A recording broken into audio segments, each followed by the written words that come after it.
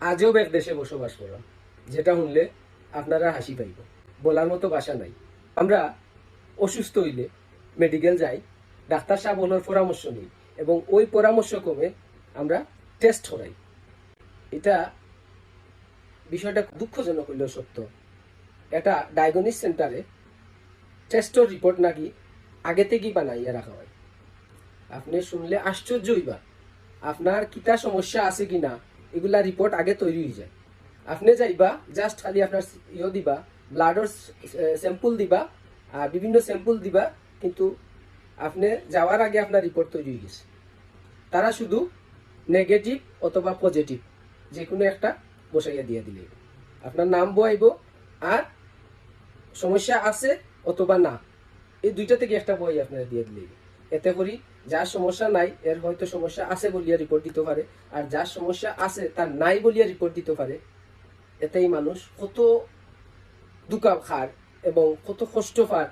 এইরকম এত বড় একটা প্রতারণা হইতেছে আমরা বাংলাদেশের ডায়াগনিক সেন্টারও। এইরকম বিশাল দুর্নীতিবাজ যারা আছে, স্বাস্থ্যসেবার যারা এইরকম রিপোর্ট বানাইয়া জনগণের দুকাদের, এদেরকে দ্রুত সর্বোচ্চ শাস্তির আওতায় যদি আনা হয়, তাহলে দেখবেন দুই একটা পানিশমেন্ট হয়ে গেলে, দুই একটা শাস্তি হয়ে গেলে পরবর্তীতে এইরকম এত বড় জঘন্য অপরাধ ধরতে কেউ সাহস হইত না। মেহেরবানি করে আমি বাংলাদেশ সরকারের প্রতি উদারত আহ্বান জানাচ্ছি, উনি চাইলে পারবেন ইনশাল্লাহ। উনি যা করতেছেন, অতীতে যে ভালো কাজগুলা হয় নাই সেগুলা হচ্ছে, আশা করি এগুলাকেও তিনি। এক ডায়াগনস্টিক সেন্টারে রোগীদের পরীক্ষা করার আগেই প্রিন্ট করে রাখা হতো আল্ট্রাসোনোগ্রাম রিপোর্ট। কোনো রোগী এলে আগে থেকে প্রিন্ট করে রাখা সেই রিপোর্টের উপর শুধু নাম বসিয়ে দেওয়া হতো।